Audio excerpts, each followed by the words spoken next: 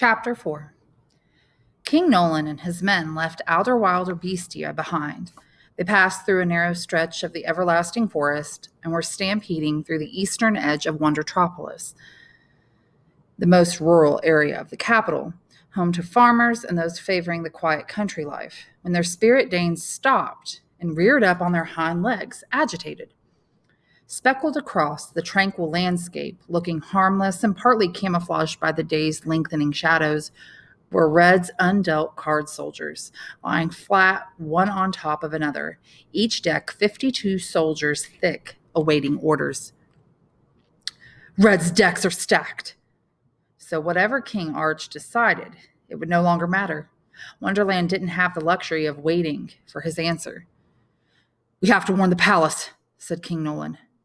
One of his men removed a looking-glass communicator from his saddlebag and began tapping out a coded message on its keyboard. If the soldier had had time to hit the send button, his message would have appeared on a crystal viewer in the security oversight room of Hart Palace. But with a sound akin to the metal blades of scissors rapidly opening and closing, an unseen deck, hidden in nearby underbrush, fanned out and surrounded the king and his men. The air filled with adrenaline-induced war cries from Red soldiers, agony-infused moans from the throats of King Nolan's men.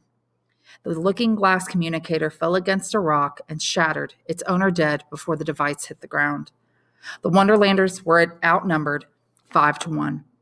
At the center of the skirmish, slashing his sword this way and that, was King Nolan, still atop his trusted spirit Dane, when a figure in a scarlet cloak passed through the fighting, untouched, and stabbed him through the heart with a pointed scepter. "My queen," he moaned, slumping into death, blood leaking from the corners of his mouth. "My queen."